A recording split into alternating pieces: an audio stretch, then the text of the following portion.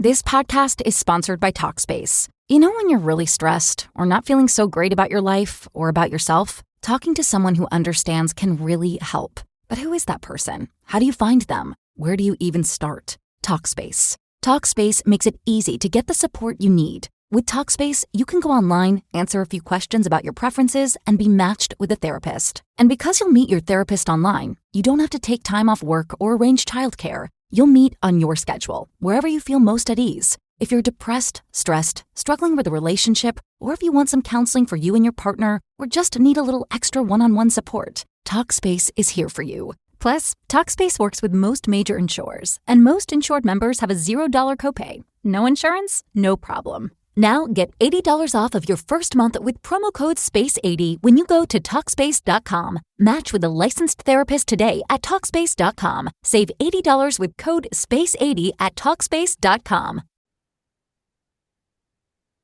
Hello, everybody, and welcome back to The Advisor with Stacey Chillemi. And today we're here with my special co-host, Lisa, and we're also here with our special guest, a very, very special guest, I might add, Bryan Wetzel. He is the author of 4 books, and one of his books that he's going to be sharing some information from is The Real Problems Destroying Our Education. And we have a lot of issues in the United States and other countries around us, like Canada, who have a lot of issues. But in the United States especially, we have a lot of issues that are really hurting our educational system, hurting the children and their opportunity to further their education, and also the teachers. The teachers are the #1 people who help our children grow. And they are not being treated the way they should. They are not getting access to the things they need. And I know so many teachers, and they pay to set up their classrooms. They get a substantial amount of pay, and then they have to take money out of their own pockets, decorate their classrooms, to do everything. When does it stop? And now with new regulations and laws, our education is kind of going downhill. And Bryan is an advocate, and he's here to try to put a stop and bring awareness to the world. And so I'm so happy to have you on the show. And I just want to mention before we begin, Bryan is part of our podcast community. He also has a show on our channel. So you can go right to his podcast and you can see all his latest podcasts, and you can learn a lot about the different things in the educational system that are causing problems and destroying our educational system for the future.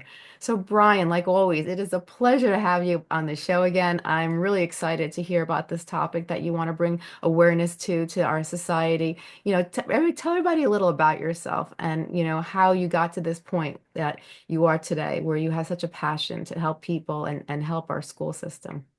Sure. Well, I started out, most of my career was in media, TV, video, producing, editing, but that evolved at some point into doing educational videos. I started a company called Scoobs.com with a couple of business partners, and we were creating educational materials for K through 12 students, and we would go out and sell these packages to school systems. And as I would meet with district administrators and a lot of teachers, thousands of teachers, because I would often go into the classroom and help them learn how to use the product. And in the 5 years that I did that, I was somewhat alarmed by a lot of what I saw going on in the education system. And in full disclosure, my wife is a teacher. She's going on her 22nd year in public education, and so I'm getting a firsthand look at it through her, through my meetings with different state administrators, different schools, and it was very eye-opening. And there were a lot of things that were alarming that I really felt like parents should know about. And we're not going to be able to make changes to the education system until, people get up in arms enough to ask for something to change, for a difference to be made. I kind of relate it to, like, I don't know I'm not trying to offend anybody in politics. I really hope our Robert Kennedy gets, confirmed, because I really want health to be better in our country, and I want healthier food and healthier medicines. And I think that the only way to fix education is to get somebody either in each state or at the federal level, who looks at all the problems and instead of making them politics, actually does something that makes a difference. And there's a lot of things that can be done. At the end of my book, I didn't just write the book so that I could, bitch from beginning to end. I actually, the last chapter, I said, let me offer some ideas that teachers have given me that would make immediate difference in the education landscape. And so there are things that would be easy enough to fix, but the biggest problem with fixing those problems is that the people at the top would have to admit that there's a problem, and then they would have to be willing to make those changes. And unfortunately, whether it's pride or it's their income or whatever it is, that is a difficult challenge trying to get the people at the top in most states or counties or districts to make better changes. And a lot of them are just protecting their spot, you know, in the education landscape as far as where their career is. And a lot of teachers often tell me that they call it the climbers, the people who climb to the district level, and they don't want to leave because you make better money, you don't have to be in a classroom all day. And so it's very disheartening a lot of times. And if you follow the news now, you constantly see fighting over education, what to do about it. The union has some ideas. Then, there's people with homeschool. I will say this too, for homeschooling has been growing in popularity for about the past 15 years, a little more. And I've heard people complain about this, but if you fix the education system, there won't be so many parents thinking that they have to take charge of this. A lot of the parents that I interviewed who were homeschooling, that's a lot of time out of their day. They don't want to have to do that, but they don't feel like they have another option.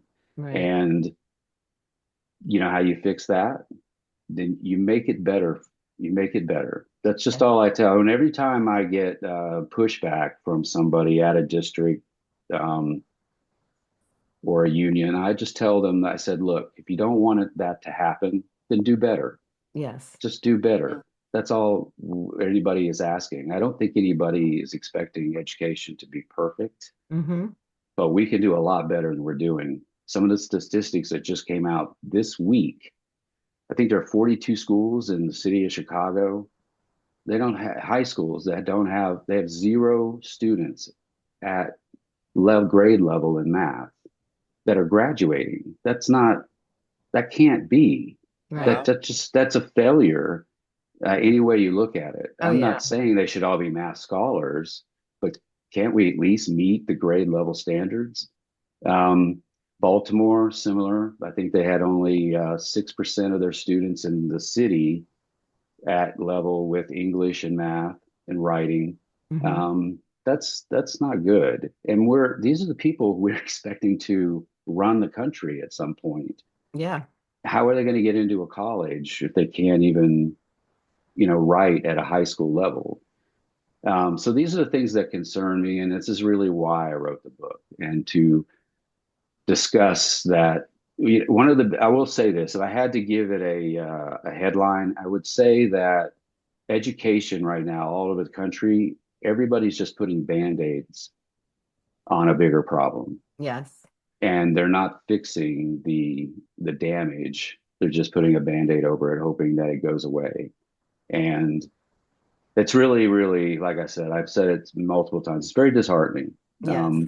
I'm not somebody who has a doctorate degree, but I do believe that, people should be educated. That's the best way. Even if you're going to get out of high school and get a blue collar job where you have a skill, you should at least be able to do the basics if you're going to be successful.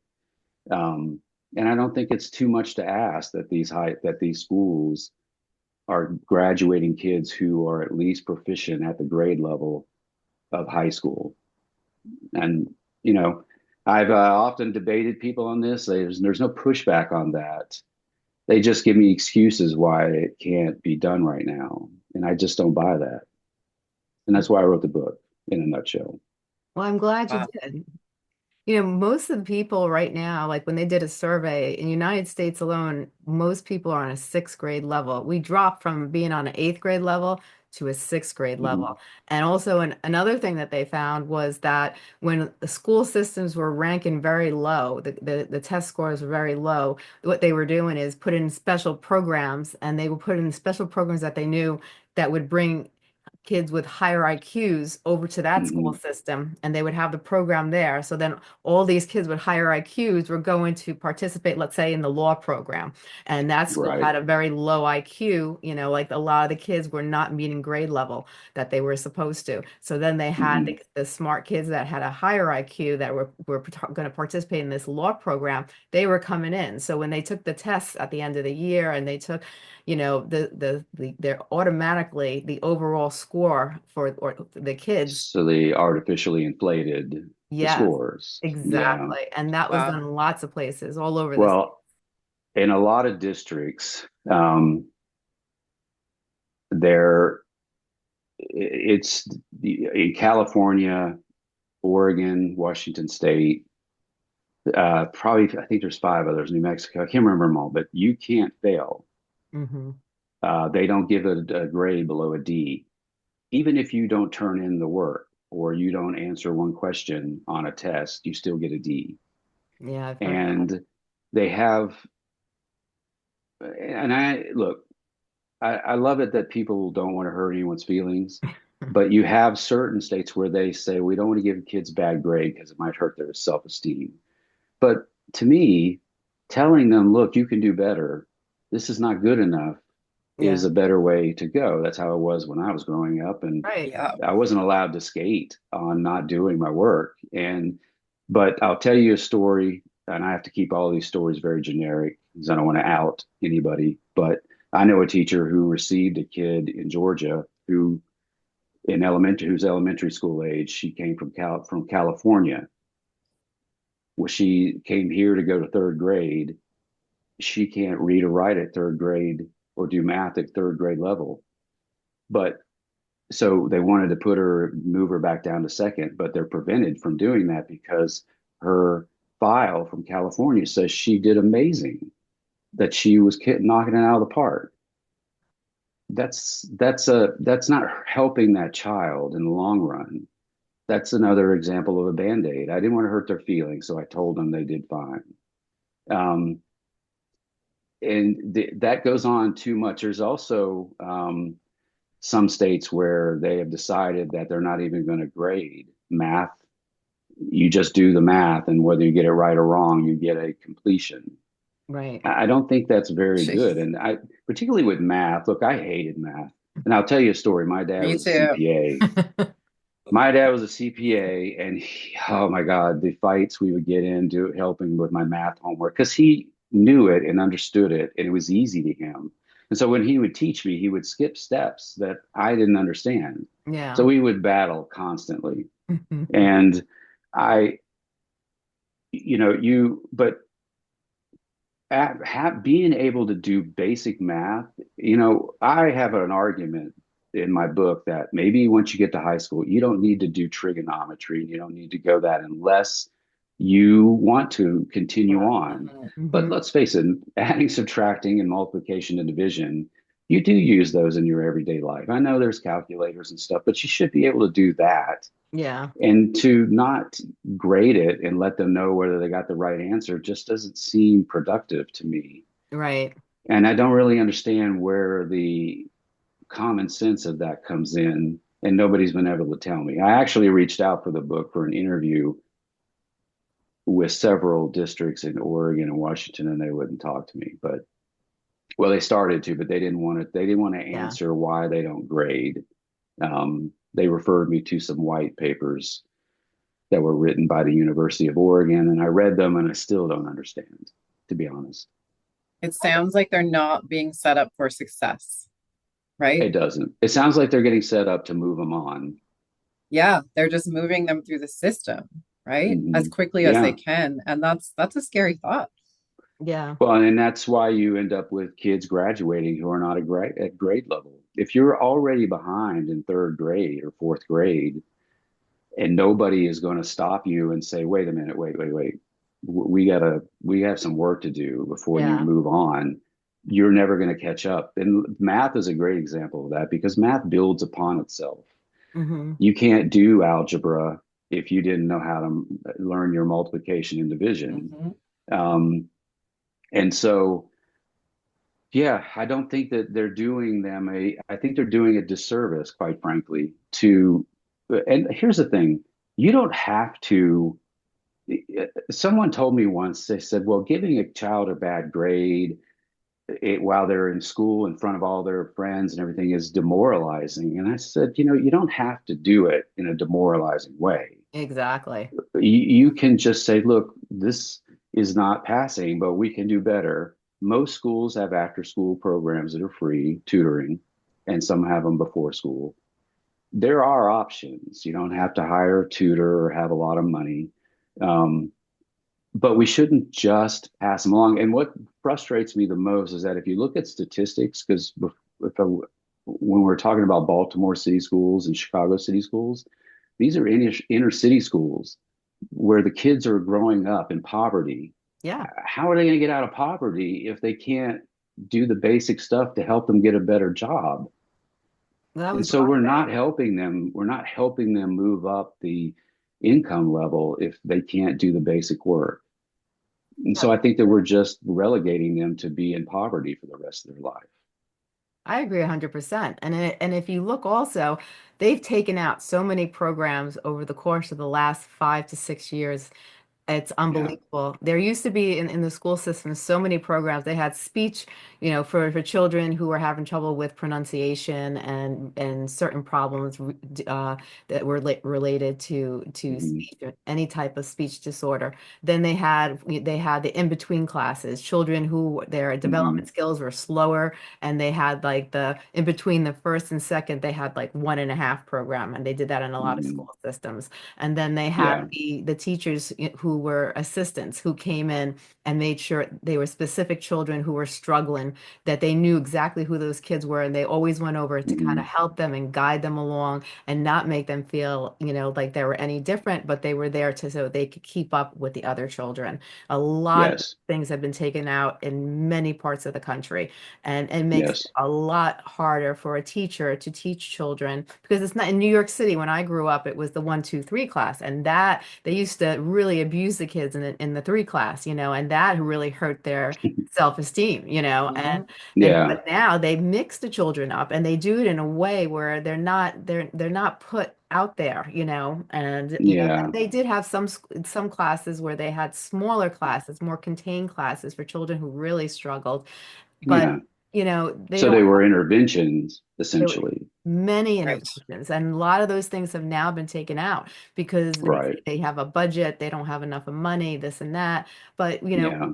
if you can't give the teachers the necessity to help, so we can help these children, how are we going to help these children elevate to a higher level so they can learn how to get further apart? Because like if they're struggling through the kindergarten, and till end of elementary, if you really work with those kids even in middle school, by the time they get to high school, a lot of those problems, they will be caught up, and it will help them Yeah, they will. you They know will. I'll tell you something that a professor told me at Kennesaw State here in Georgia, who disagrees with how they're doing things. But one of the things she said to me that really stood out, and I was like, oh, that's a good point, is that elementary is the perfect time to do that oh yeah, because their brains are they're pliable. And by the Totally. way, when you say to them, you're not, this is not right, these answers, we're going to work with you. We want to get them right. You are teaching them at an early age that they can master it if they just put their mind to it, yeah, spend a little extra time, if they focus on it, or they also learn that I can ask for help and right, get there.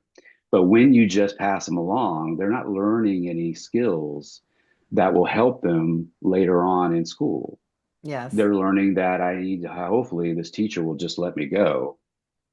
And that's not a, that just goes back to the earlier complaint that we're raising them to be uneducated. Um, And I'll say this, we were talking about programs. One of the programs, like in California, they got rid of the gifted program. Mm-hmm. Now, their reasoning was because, again, it hurt kids who don't make it, it hurts their feelings. But here's the problem. You now flip the problem on its head. So now you have kids who are very smart and they're bored in class because they're Yeah. now sitting in a class with students who are not moving as fast. And Mm-hmm. so they're the ones getting hurt. And 100%. I think that, look, everybody, as we just discussed, I hated math and I don't have a math brain. Um, all of the teachers that I hired to do videos, they all had a math brain. They could literally look at a problem and go, "Oh, that's impressive to me. I can't do that." But and then I know I talk about in the book. I can't remember this guy's name. There's a professor, I'll find it later, who wrote a book about different intelligences. And I really think that that is a thing. So how many do you know people who I do who picked up the piano or the guitar, never Mhm. had any lessons? Yeah. They have a musical brain, Mm-hmm. Totally. or a math brain, or there's athletes who have, think quick enough and develop that's their strength. Yeah. Kids who are in gifted, that's their strength, and we should be supporting that as much as we're supporting the kids that need more help. Right. We shouldn't be holding them back so that I think the idea is that the kids who are not gifted will catch up, but that's not practical, No, it's in not. my opinion. But think You about also have to understand that not every kid puts in the same amount of effort. 100%. Everyone's so individual on such a deep, deep level, Yeah. Right, right? Mm-hmm. right. You see this even in adults, Yeah. You see that you in know. adults, and you see when if you don't challenge these kids, once they will get bored, and two, when they get into the big world, when life is no more, they're not like patting them on the back anymore, and life becomes Mhm. real. They say that most of the young kids today are so stressed, and a lot of them are on Xanax because they can't handle the stress. Mhm. And why is Yeah, that? Because we didn't challenge them enough. We didn't set them up for right. real life. You can't worry Yeah, about their self-esteem. The whole point of life is that we're all going to get knocked down at some point, but we have to learn how to get yes. back up. And that's how Dealing you with get that through is life. a muscle that you develop, dealing Yes. with tough times. So I used to own a restaurant. I tell the story in the book. I used to own a restaurant. I was astounded. I did not know, but a lot of my servers and food runners and hostesses were high school girls. I think two-thirds of them were on SSRIs and anxiety medicine. Yeah. And I remember having a conversation with this one girl. I loved her to death. There's a longer story about her in the book that's kind of disheartening. But I said one day, I said, "Well, why do you think you need all that?" She said, "You don't know what it's like growing up having to deal with grades and dating and your parents and learning to drive." And I said, and a job. And I said, I did all those things. Hmm. And I didn't need to have any medication to do it. I was just expected to do it. Yeah. And I think that by telling people that you can't do it, I just don't agree with that. I just don't. And maybe I'm just old school, but I think that that you're not teaching them to deal with life struggles. And guess what? Well, if you think life is tough in high school, Yeah. wait till you get out and have a mortgage and kids. And, Yeah. you know, I tell people all the time, having kids means that at any time of the day, you could get a call Yeah. that flips your day on its head. Well, even when kids went into college, they were shocked because when you go into college and you have a college professor walk in and they just, they tell you, the lecture, they tell you what is Uh-huh. expected, and then they walk Mhm. out. And Yeah, then they walk out. you're on your Yes. own. You have to, they gave you the agenda, they gave you what they expect from you. Hmm. They gave you the dates where they expect it, and Yeah. boom, boom, that was it. And the rest you had to figure out on your own. And how are we supposed to, prepare our children in the younger grades for that if we don't give them the ability to get challenged and to learn how to do it. You Yeah. have to, if you don't succeed, you have to learn that it's not, that doesn't mean you failed. It means that you didn't reach your expected goal, but you've Right. learned something from that. And when you use what you learn, you got to try again and try again. And eventually you will find, what you're looking for, and you'll get to that level that you want to. And then if you Yeah. don't, you have to, don't be so hard on yourself. These kids have to learn, because nobody is perfect. We can do what we Right. do, but you can't just say, oh, the poor child. No, we don't want them to, we can't give them an F because it's going to hurt their feelings. Well, maybe they'll learn from that F and they'll realize, well, maybe I should start doing my homework assignments, because then mom and dad are going to really realize that I'm playing video games all day and I'm not doing my homework. Yes. Mhm. Yes. That's very true. Um, and you'd be shocked at how, when I talk to teachers, at how many of them will tell me, the parents don't even know what their child's grade is. They Yeah. don't Oh, look. Wow. well, yeah. Ever since it went on the app, of course, my Hmm. wife's a teacher, so this is biased, but there's that every time one of them walks in the door, why did you get a C in this? Yeah. Yeah, There's it no would come in the grade. There's no mail. grade for the, No more. yeah, Yeah. no No more. It's more. right on the No app. more. I It's knew, on the like, app. my parents had to sign my, like, if I didn't do well on a test, they Oh had to yeah, me sign too. for it. So Yeah. Yeah. I learned real well how to do my mom's signature a couple times. Yes. I think I tried that once and got And it busted. was math, shocking math. My Oh, youngest yeah. daughter jokes around that she had my name perfected. She actually took it, and she had a stencil that she used to use when she got a bad grade, but she didn't let me know until after she was in college, and then she's Yeah. laughed about it. But you don't Uh, know, because a lot of parents know where Instagram is, they know where TikTok is, but they have no clue how to sign in and look at their kids' grades. It's time for, that's true. you know, And by the way, Wow. when it comes to that, you need to be looking at what your kids are putting on Instagram and yes. stuff.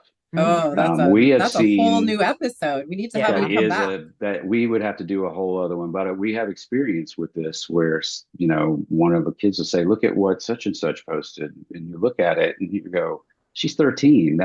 Does her parents not pay attention to what she puts up? That's Exactly. inappropriate. Yeah. Yeah, so we could get off on that. That would be We'll another say that for tangent the next show. entirely. We'll do that one, yeah. Exactly. But you had So mentioned, I don't mean to interrupt you, but you mentioned about vouchers and choice, and you yes, told me that there's so a big that's big importance to in this, that. that's in the news a lot right now. And there's a lot of very angry battles going on back and forth between people who approach choice for schools and vouchers, and most of the people who are not in favor of choice is going to be your union and whatnot. And what they will say, and I see this constantly posted, is that it takes away money from the public school.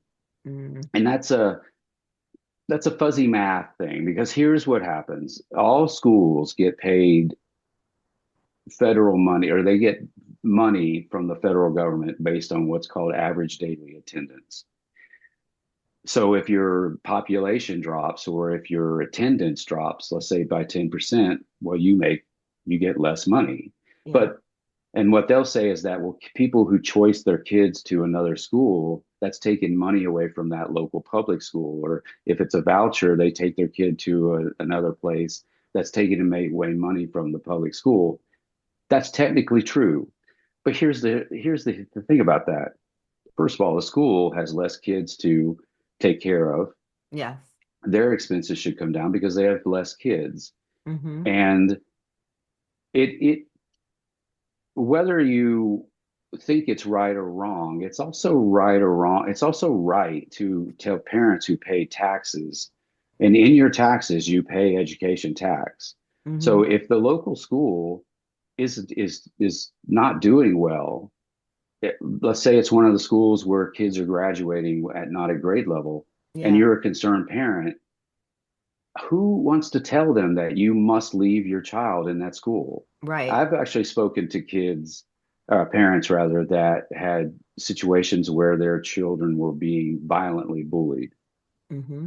and they didn't want to go to school, Yep. and they wanted to move, and they were in a state where they weren't allowed. So Hmm. they just took their kids out of school. That's not a good way to handle it either. Yes. Um, And I've seen so to that. me, a voucher or being able to choice your child to another school makes sense. Now, there is some long-term data out of Stanford University. It's in the book, and I can't remember the professor's name because it's been a while since I've read my own book. But the long-term studies show that a lot of the public schools actually got better because of this. Now, Mm-hmm. whether that was, it's still to be determined whether that was because competition, they had no choice but to get better, Mm-hmm. or if it's because a lot of public schools are overcrowded. Yes. And so now, by having that population drop a little bit, a teacher who had 24 kids in their class, who only has 17, can Yeah. now spend more time with those kids. Um, and so I think that we can split hairs on what's right and what's wrong, but I always go back to this argument that if my child was going to a school, districted to a school that was failing them, and I didn't feel like they were going to be able to get out of school and get a good job or to go to college, Yeah. who am I to tell them, no, you can't move your child? Right. And I believe in that the freedom to take we all as parents, we want to look after our kids and we want the best for them. So I just always default back to that the parents should have the choice. They just And if should you have. look on YouTube, there's some really sad videos where, um, so a lot of charter schools are overfilled in this country. There's not enough of them. Mm-hmm. And they have lotteries now. Now, if your child's already in school in the charter, you don't lottery every year. Yeah. But if you're just putting them in, you have to go into a lottery where they draw names. And there's literally Crazy. videos on Wow. YouTube where when parents are praying and then crying, waiting and hoping that their child gets picked because they want them out of the local school. Yeah. Jeez. That's a scene that should make some of the public schools and the unions, that should make them cringe. Yes. Do better. That's all I always tell them, just do better. People won't move their kids if private school is expensive, even with a voucher. Most Oh yeah. vouchers only cover Mhm. about a third to two-thirds, depending on the how nice a private school you go to. Yeah. And there's no buses, so you have to get them there. Oh yeah. Parents would much rather let their kids go to the local district school. Right. Okay, so if you make it good enough, they'll stay there. Yeah. They will. You won't have to worry about them taking their child somewhere else. And I would say this too. Um, Thomas Sowell, who I'm a big fan of, he has a book about charter schools. And one of the things he points out in there that blew me away, because even I didn't know this. Several of the charter schools in New York City are housed in the same building as the public school. So the front of the building is the public school and the back of the building is the charter school.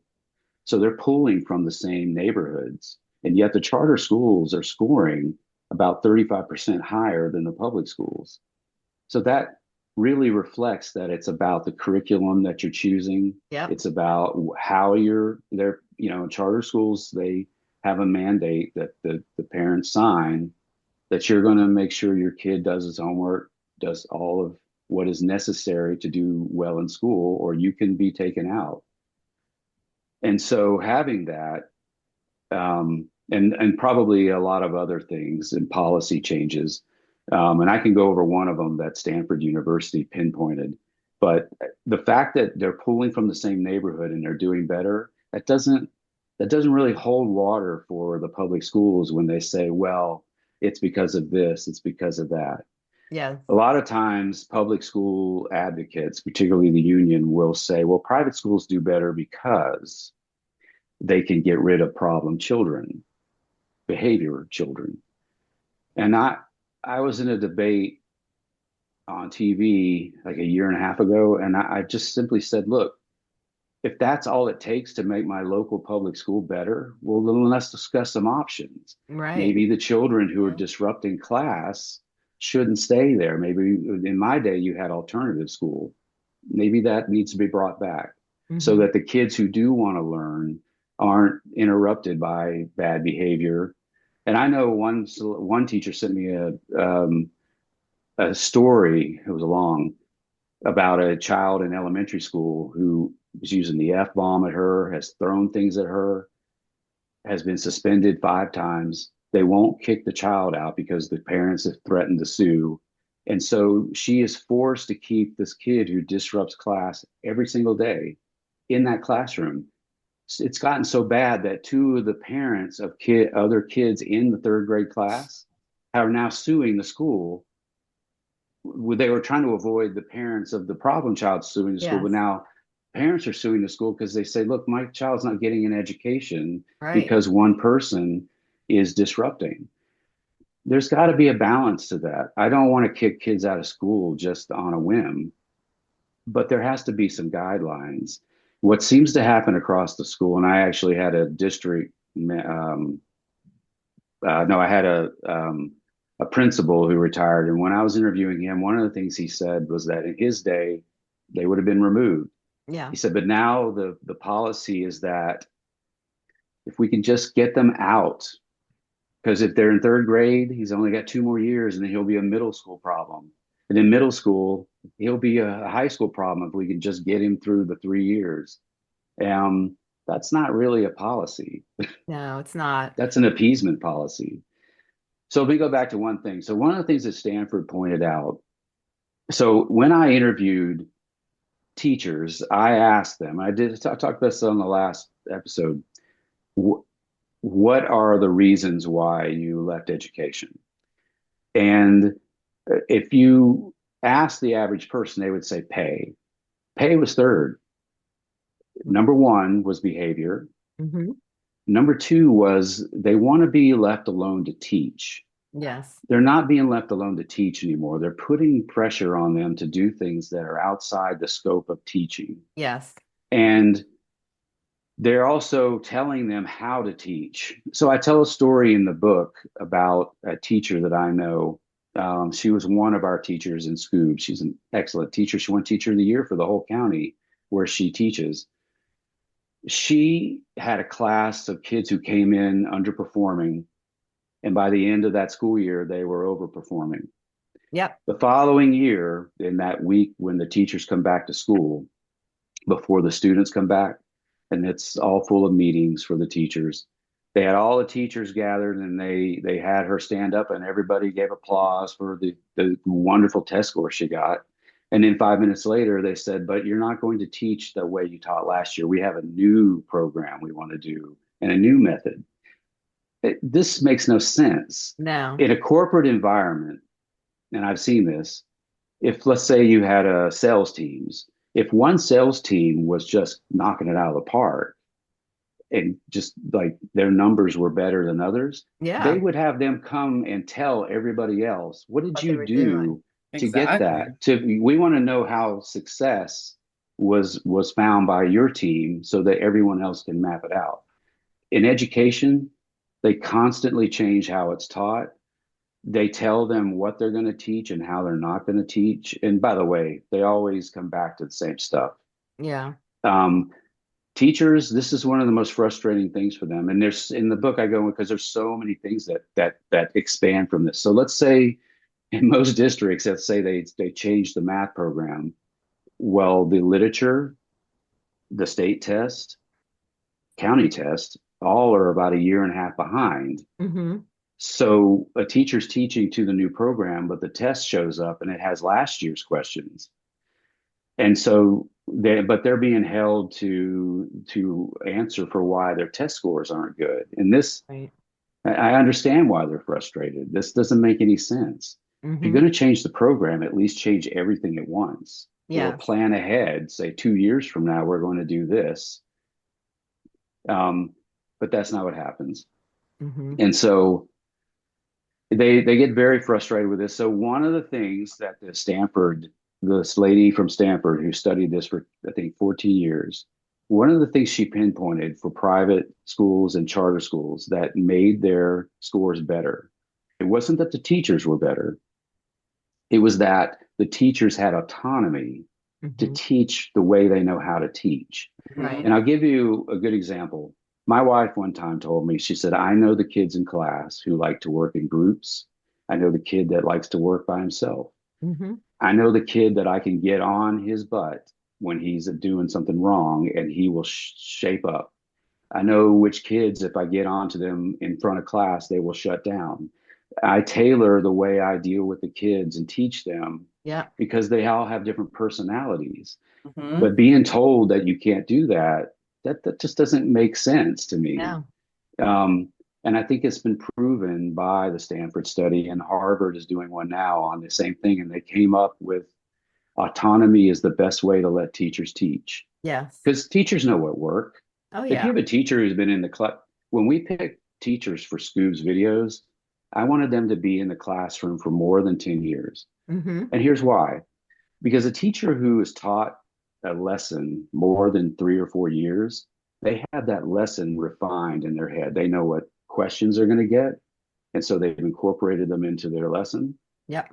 They know what the students are going to struggle with, where they're going to get mixed up. And so if you're a new teacher, though, you may not know those things. So you're learning as you go. Right. So a teacher who's been in the classroom for a while should be allowed to teach what's best. Tell me what you want them to know at the end of the year. Right. I will get it done. Hmm. Hmm. You Yeah, got to Definitely. they're the cut me off expert. or I'll keep going. Yeah, no, you made a great point. They're the expert because they've seen the behavior, they've learned from it, and now they can set that example for the next group of students that are coming in because they know it, they can Yes. predict it. And Yes. so Yes. why not set the teacher up for success in the same way, right? Exactly. Yes. Very You don't much. need to That's a start over again. It doesn't make any sense. yes. They start over a lot. Because there's a funny story about this is that when we started Scoobs, Common Core was going to be put into practice the following year in America. And I went around to all the teachers and I said, hey, we're doing this and we're setting it up for next year for Common Core. And every single teacher looked at me and said, well, I wouldn't get too hung up on that. It'll be gone in 3 years. And they were right. To the year, it was gone in 3 years because they put stuff in and it doesn't work or people don't like it. And then they just change it again. And then they'll change it again 3 years from now. And one of the bigger problems with that too, because earlier I said there's so many problems that outstretch from changing the curriculum. One of the other problems is that a lot of times what happens, let's use math as an example. So one curriculum may have you teaching dividing fractions in sixth grade, Hmm. but the next one might have you teaching it in fifth grade. Right. But let's say you're at fifth grade and you didn't learn to divide fractions, you move up to sixth grade, but that lesson moved back to fifth grade. Well, Hmm. now you're not getting that lesson. And so you have a gap in your math knowledge that the Hmm. sixth grade teacher or the seventh grade teacher, eighth grade teacher has to try and fill in for. Right. And that goes on a lot more often than people realize. Yes. When I was participating in the school systems, what I've noticed too is that the principals and the superintendent really don't understand what's going on in the classroom. They visit the classrooms for a few seconds and they pop their head in, but they Yeah, do their little auditorium thing, but they really don't understand the children. They don't understand what's going on. They don't understand the teacher's needs or the children's needs and what's really important. A lot of them, and also the problems too, is a lot of these teachers, they're not taking time to teach these teachers what to do in certain scenarios. So things pop up that are unexpected. If a child has a medical condition, if a child autism is on the rise, if a child comes in the classroom, mhm, they're autistic. How does that teacher deal with an autistic child in their classroom? No one teaches right. them that. If a child comes in and a child has epilepsy, no one teaches them what happens if the child has a seizure. And if a child is disruptive, one of the main reasons why children are disruptive is because they're having problems at home, and Yeah, Hmm. it stems from there. So instead of making that child, bringing them to the principal's office and punishing them and making them ousted, maybe we should go and figure out what's going on and have a group or an organization that goes to the parents and checks out what's going on and then figures out ways of, solving the problem because maybe they are in Yeah. homes that they shouldn't even be in. Maybe there's a mental abuse, maybe there's physical abuse, maybe Yeah. there, That goes on a lot. and so things have to be, they have to have these programs intact so they could help these children. And, because once they're out of the situation, out of the environment, I'm sure their behaviors will get better, if they have the proper Yeah. guidance, So there's a lot of things Well, that need to be and you done. see that in the elementary too, in a different way, because they're young. I have seen personally, and I've also heard stories where elementary school kids who are in very poor neighborhoods, they don't want to go home Yeah. because at the elementary school level, the teacher cares for them, gives them attention. They have food, Mm-hmm. the utilities are on. Yep. Um, it's not dangerous. Yeah. And it seems safe and secure compared to their home life. And that's Yeah. sad when a child doesn't want to go home. Very sad. Um, but that also, you know, so this is a longer, we could have a whole hour on this, but I'll just touch on it briefly. So a lot of times when a student is not doing well, people think that a teacher should always be able to overcome. But one of the things that my wife would tell you, two or three dozen teachers have told me, is that how is a teacher going to overcome what a child goes home to? Yeah. Okay, the child goes home to a parent who's getting arrested or already in jail. Maybe there's nobody home at all. They don't know who's feeding them. Nobody's cleaning their clothes. That's not that uncommon, by the way. No, it's not. Their home life is terrible. It's violent. Doing their homework is not the most important thing to them. Mm-hmm. And school is not the most important thing to them when they go home. It's surviving or Exactly. getting by. And so, and I brought this up in the book because there was a governor in Georgia, and I know his heart was in the right place, but he wanted the state to take over failing schools. And I argued on the radio, and I voted for him, but I argued on the radio that this makes no sense. What is he going to do? Because you can't fix it at the school level. You need to fix the community. You Yes. need to fix those communities, and you're fighting an uphill battle. You can put new paint on the school. You can bring in 10 new teachers. Mm-hmm.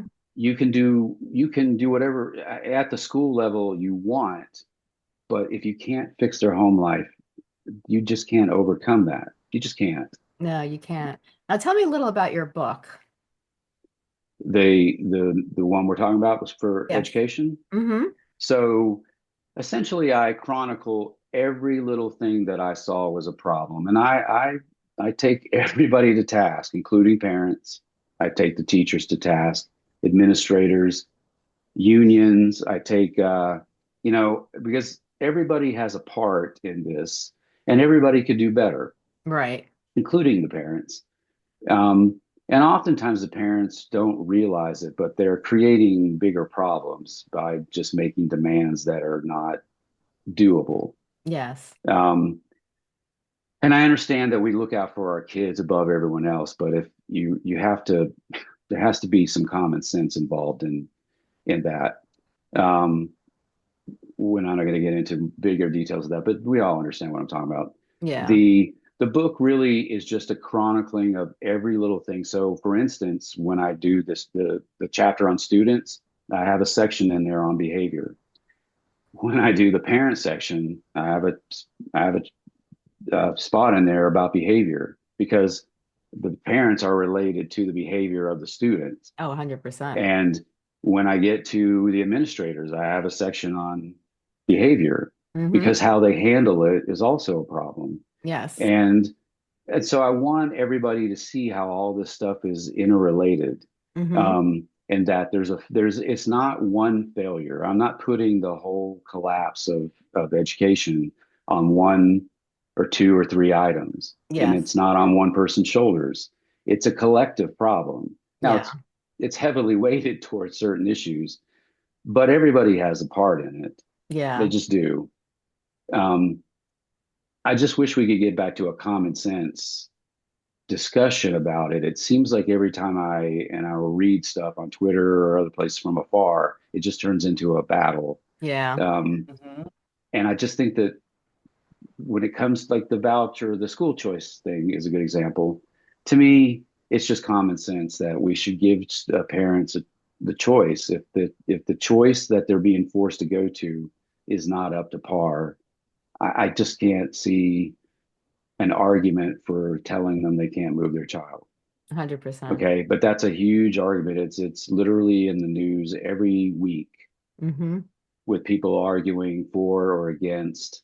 And there's people even, I was just reading, somebody did an op-ed from the Texas Teachers Union about how it hurt the choice is un-American. And I was like, I got to read this. I got to figure out how that's possible.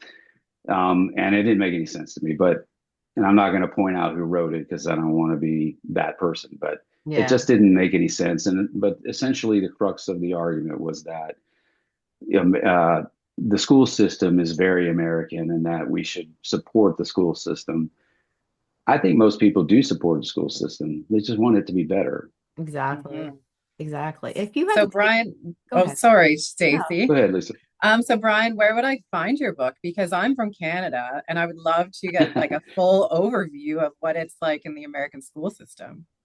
So it's on all the majors. It's on Barnes and Noble. It's on Amazon, of course. It's on Apple iBooks, Google. It should be on all of them as ebooks. You can get the print book if you'd like on Amazon and Barnes and Noble.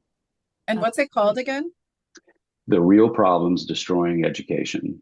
The Real Problems Destroying Education. Perfect. Yes. There's a Yeah. Amazing. subtext to it. The subtext is that we're all to blame.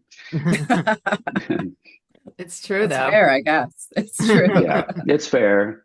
It's fair. I wanted that subtext to kind of be, lighthearted. Like I don't want somebody to look at it and go, "Oh, they're going to be talking about me, Yeah. or they're going to be talking about the teachers or whatever." I wanted them the title to simply say that we're all going to be taking a blow here in this book. Yeah, So definitely. In order for change to come, everybody has to play a little part in it too. yeah, and we also have to Yes. agree on what the problems are, and I think that is the one thing I wanted the book to point out is that people can't even agree. Yeah, sadly. You can't agree on how to fix it if you don't even know what we're trying to fix. Exactly. So one of the things I point out in my suggestions, I think that every district, every county should have a board just like a corporation would, that of teachers from every single school in that county should be on a board, and they should critically look over all the decisions of the district, what they're purchasing, the curriculum. They Mm-hmm. should be able to say, we don't want that curriculum, we want this one. Yep, And in a corporation, the CEO cannot just do whatever he wants. If the board exactly. says votes it down, he can't. And by doing this, you're giving the teachers a voice. Right now, they don't feel like they have a voice. And they also, one of the most common critiques from teachers is they don't feel like the district administrators have their back. They Yeah, don't feel like they're looking out for them. They feel like they're looking out for themselves. And that's a problem. When you work for somebody who you don't think is on your side, that doesn't make for a great work environment. it's true. It's so true. Now, if you tell everybody about the services that you provide. So I don't really offer any services right now. The old company Scoobs has been sold. Okay. Um, but the videos that we created they're on YouTube right now. You can get them for free. It's at scoobsed.com, SKUBESED. And there's 1,500 videos in there, all done by real teachers. Um, Wow. and I had the teacher in the video. That was the unique thing because other people have done educational videos. Yeah. Um, but what we did is we had the teacher do the lesson. I used my broadcast experience. We did them sort of live. And Mm-hmm. then those videos, when I was done with editing the beginning and end on them, Yeah. those would go out to another group of teachers. And those teachers would vet that video and say, yes, everything in there is good and Yeah. everything is at grade level. one of the things I learned, I'll tell you a funny story. So I was talking to a company that did animation, Hmm. very expensive, beautiful animation, 3D. Um, and they were doing medical animation for most of the medical schools in the country. But I wanted to see, like, let's do 5 videos of for science, for like Yeah. elementary science. I wanted to see Right. what we could do. And I remember, so they had my wife go and watch the video on how the Earth rotates in 24 hours in a day. You see the light split the Earth, Yeah. and it looked beautiful. And they said, "Well, what do you think?" And she said, "That's nice, but that's not going to work." And they were like, "Why?" She said, "Because you don't show the sun." She said, "Second and third graders they don't understand what makes the light. You have to show the sun. Yeah. You Yeah. have to show." And that was the first time I think I really truly understood that um, you really need to know how to teach to the age group.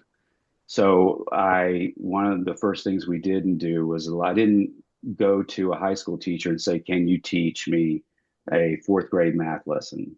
Because they had no experience with that age. Yeah. They would get it right, but would they talk in a way that a fourth grade would understand? And Exactly. so we let all the videos go to another group of teachers who would vet them. And then once they were vetted, they would go live online. I love that. I love Nice. that. And some of them are long, some of them are very short. It's funny, originally people were like, well, people have short attention spans. These need to be under 5 minutes. And I said, you can't do a calculus lesson in 5 minutes. You just Mhm. can't. And you can't really even do a trig. And some of the algebra is longer than 5. But here's the funny thing. We used to manage because the videos used to go through YouTube, but they would go through our website. And so we had analytics.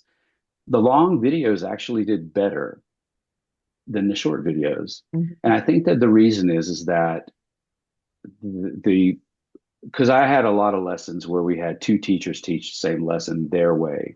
Right. The long lesson was a little slower.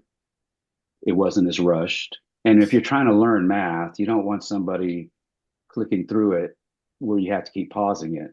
Yeah. Like Mr. Allen, who was one of my teachers, who's from California, Hmm. he uh, he was a little slower talking, and I think that initially made some people nervous, but his videos were very popular, and I Yeah. think it's because he was very deliberate Hmm. and not rushed. Right. Um, but anyway, those videos are on YouTube at Scoobs Ed or Scoobs Ed, and people can watch them for free. That's wonderful.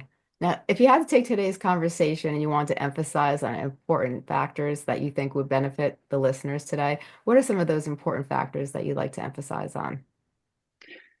Well, I would always, I one of the things I want parents to do is to get more involved in your child's education. I'm not saying you have to be at the school all the time or whatnot, but it's really when you talk to teachers, I'm kind of shocked at how many that will say that parents don't come to conferences, they're not looking at their homework. At the end of the year, they'll be shocked that their child's not doing better because they haven't even looked at anything all year. Get involved in your child's education. Don't wait till the end. And also, because along the way, you should be seeing where they're going off the rails or not, and you Yeah, need to be helping to correct that. 100%. Okay. Don't wait until May to get them help with math. Yeah, Do it in September or do it in October. right. Um, I think too many parents just sort of they think, well, the school's got it. They've got it. And it's a participation thing. You have Yeah, to help them as well. The teachers only have so much time. And one of the things about school nowadays that's different from when I was in school and probably you, um, is my wife always tells this is that she has to move on. They have so much, they're trying to teach too yeah, much. That's another issue in a year, but they have to move on. So review is very little. yeah. And if a child falls behind, it gets very difficult to help get them caught up because she has to get on to the next Yes, stuff if she's going to get it all done before the end of the school year. exactly. So I would say the biggest thing for parents is just stay involved, just keep your eye on what's going on. And also keep an eye on their behavior and keep an eye on their how they're doing. And I was talking to a parent once in Savannah at a conference, and she said my child was being relentlessly she was a girl, and she was being relentlessly bullied on social media, which unfortunately happens more than it should. Yeah. But she said we didn't know it for like 2 years. And I was listening to her and being respectful, but I wanted to say, why did it take 2 years for you to find that out?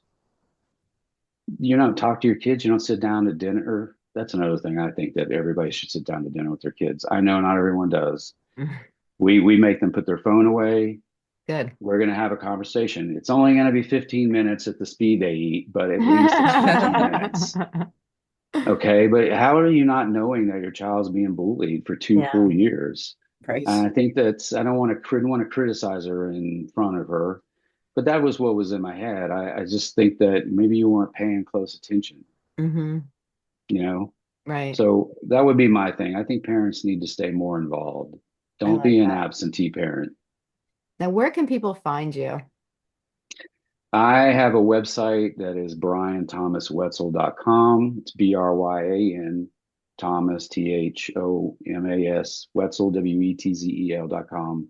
It was originally put up by someone else who wanted to show off some of my stuff from media before, but it's been adapted somewhat for the books and I have your links on there as well. And that's probably the best way to find me because I have all the other social media stuff on there also. That's awesome. This has been amazing. I am so glad you came on the show today, Bryan. I'm looking forward to our next podcast together. We could talk forever because there's so many We aspects could. education. So there's a deep cover. subject. Yeah. So, this is definitely something that parents have to really sit down and think about, and really think about what kind of education is their child getting? Are they getting the right education? Are they paying enough attention? Because I'll tell you, from my children, I have two that are in their master's program, one finishing up college. Those years go by so quick. And, Yes, when I first had my kids and, my grandmother came over to me and she goes, enjoy it because it goes by fast. And I rolled my eyes at her like, yeah, okay. And before I knew it, they were young grown-ups. And, so while you have them when they're young, mold them into the best possible person you can mold. Yeah. And I have a just son turning 28 in March, and I was talking to him about it in December, and I was like, 20? Yeah. You're going to be 28. I cannot believe that. I keep telling everybody I'm my oldest kid's age. He's like, Mom, you can't do that anymore. It's not going to work. But Yeah. I really enjoyed you coming on the show today. I'm looking forward to our next conversation. And I am I'm too. really glad that you bring all these topics up because it's not talked about enough. And I think, the teachers, they're not giving the teachers enough of support, and we lack a lot of support. And the teachers are getting frustrated, and the teachers are not being able to have the freedom to teach the way they need to teach. And we really have to come to, they had something I'm not going to get political, but they had something today where they were trying to make it tell the teachers how they can approach a person by pronoun or by Mr. And this shouldn't even be an issue. They're in schools to learn it. Let's focus on what's important, and let's get all the garbage out and let's focus on what they're there for. They're there to get an education and to further themselves so they can become young adults and have and be productive. Yes. And that's what school is about. And everything else, let's put that to the side and let their parents deal with it. And I agree wholeheartedly. So, I really look forward to our next conversation. And I do thank you so too. much. I really appreciate, you being such an advocate and fighting for the school system and for the teachers and bringing awareness to everything. Thank you. Well, thank you for having me on again. And I do look forward to it also. Yes. I do look forward to it. Thanks for letting me hang out. And I'm really excited to read your book. Oh, great. When we talk next, you can give me any notes you have. I would love to. Well, you have a great day, Bryan. Thank you. All right. Y'all have a good one. You too. Bye-bye.